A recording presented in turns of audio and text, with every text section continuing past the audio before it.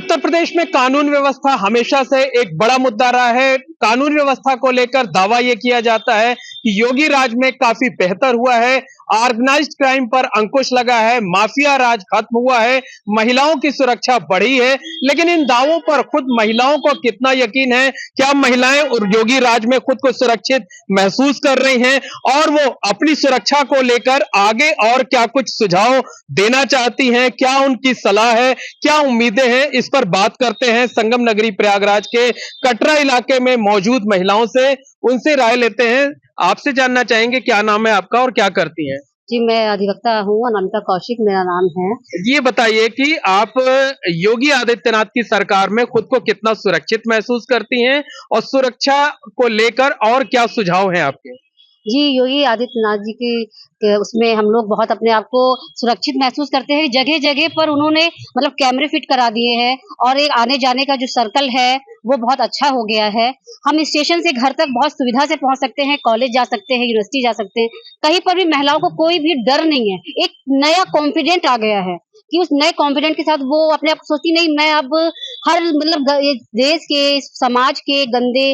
और क्या कुछ चाहते हैं कि और क्या सुधार होना चाहिए? जी हाँ, मैं और ये कहना चाहती हूँ कि थोड़ा-सा और जो सड़कों पर जो कंप्यूटराइज़ थोड़ा-सा और माहौल कर दिया जाए, गली-गली में थोड़ा-सा और मतलब लाइटिंग की और कैमरे की व्यवस्था कर दी जाए और कभी कोई कारण होने पर महिलाओं पर इमीडिएटली जब वो चाहे तब वो पुलिस विभाग पर जाकर के अपने कैमरे को वो चेक करा सकती है क्योंकि पुलिस विभाग कभी-कभी इस चीज़ को दिखाने के लिए रोक देता है, नहीं दिखाता है। लेकिन महिलाओं को इतना पावर मिल जाना चाहिए कि अगर महिलाएँ अपनी सुविधा के लिए कि उनके साथ कुछ रास्ते में सड़क पे कुछ हुआ है, तो वो इमीडिएटली जाकर के थाने अब पर आपका सुझाव ये है कि रात जी। के वक्त जो सड़कें हैं, जो गलियां हैं, उन पर लाइटिंग के पर्याप्त इंतजाम होने चाहिए, सीसीटीवी कैमरे लगे होने चाहिए और अगर उनको कभी कोई दिक्कत है, वो पुलिस के पास या किसी अधिकारी के पास जाती हैं, तो वहां तुरंत सुनवाई होनी चाहिए, एक्शन होना चाहिए। मैम, आपका क्या नाम है और मेरा नाम मंजुला श्रीवास्तव है।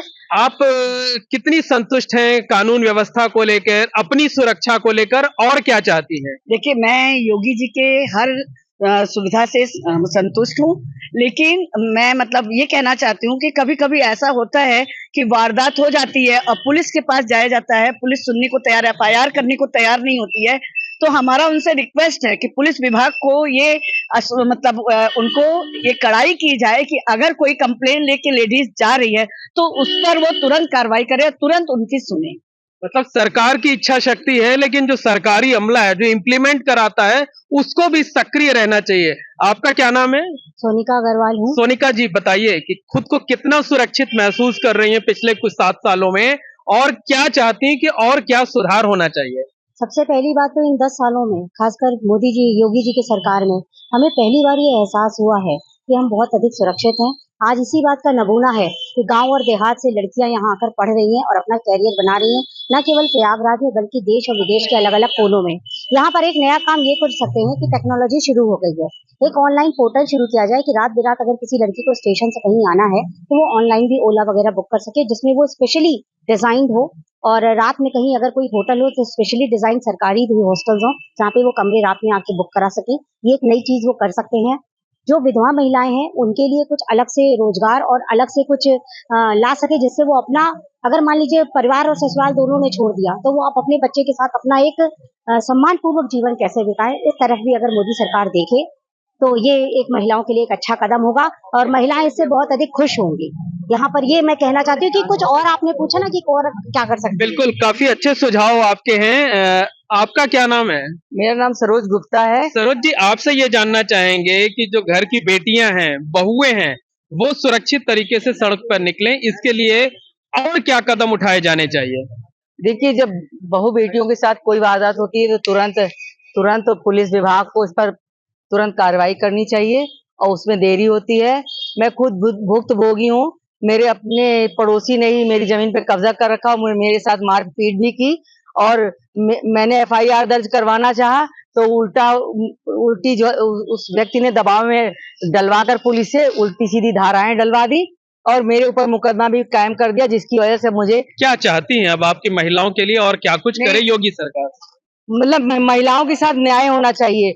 लोगों के दबाव में और राजनीतिक दबाव में आकर के उनका पक्ष न लिया जाए। जो दूध का दूध है, पानी का पानी किया जाए, उसको पता लगाना चाहिए।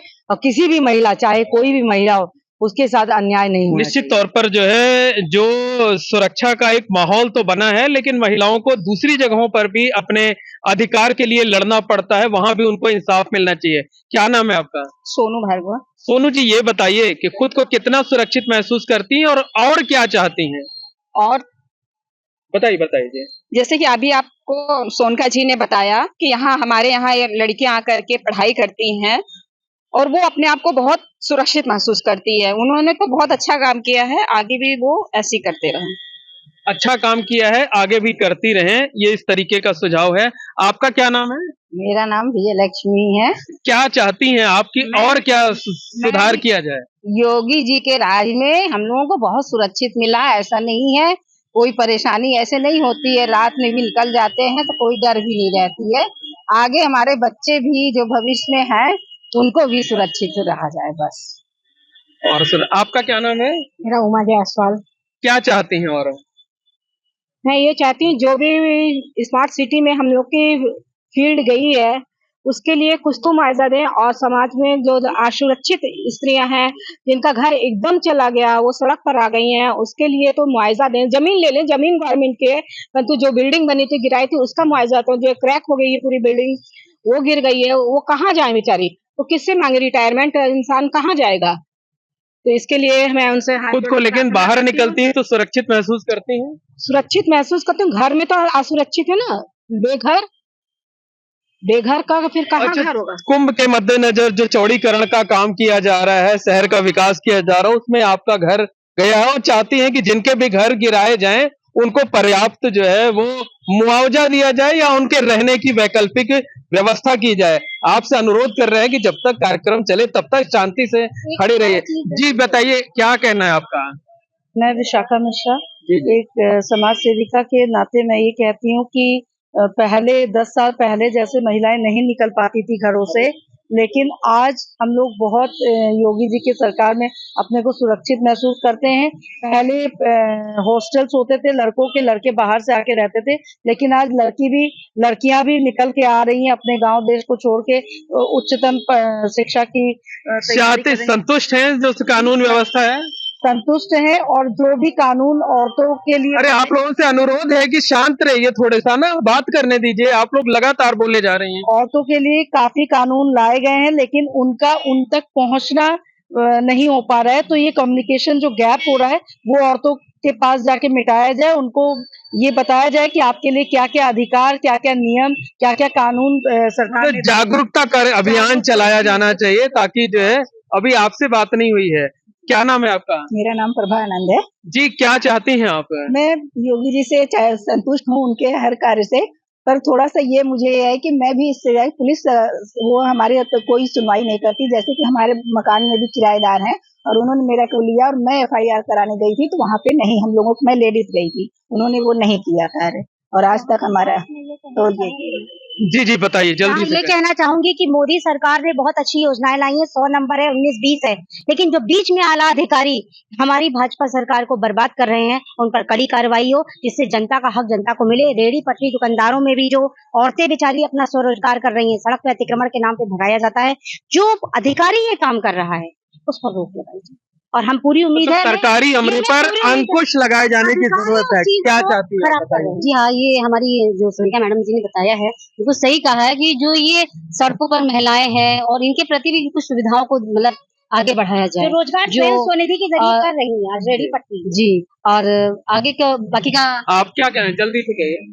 प्रशासन ने तो काफी सुविधाएं दे रखी हैं, लेकिन जो पुलिस प्रशासन है, हमारे जो पुलिस भाई हैं, उनसे मैं अनुरोध करूंगी कि वो महिलाएं जब वहां पे चौकी पे जाएं तो उनकी जो समस्या है उनको सुने और उस पर FIR दर्ज कराएं, जिससे कि उनको अपने अधिकार जी, बिल्कुल। आपका क्या कहना है? देखिए, हम तो यही कहेंगे कि वैसे तो उन्होंने लेडीज के लिए कानून बहुत बनाए हैं और हम इसके थोड़ा सा वो लड़कों के भी पर ध्यान दें, क्योंकि औरतें जो हैं जितने कानून बनाए उसका मिसयूज भी बहुत कर रही हैं। आज की जो जनरेशन है, लड़कियां हैं, वो उस कानून का इतना मतलब दुरुपयोग ना होना हाँ, पाए दुरुपयोग ना होना पाए। नए नए घर इस चीज को निश्चित लेके तौर पर बर्बाद कहा हो जा रहे हैं। सकता है कि जो संगम नगरी प्रयागराज की महिलाएं हैं वो योगी राज में जो कानून व्यवस्था है, जो महिलाओं की सुरक्षा का मामला है, उससे काफी संतुष्ट हैं। सरकार द्वारा जो कदम उठाए गए हैं उसकी जमकर तारीफ कर रही हैं, लेकिन साथ ही साथ इनका ये सुझाव भी है कि जो पुलिस के लोग हैं, दूसरे सरकारी अमले के लोग हैं, वो भी सक्रिय रहें, संवेदनशील रहें और महिलाओं की जो समस्या आती है उसको ठीक से सुने और उसे दूर करने की कोशिश भी करें।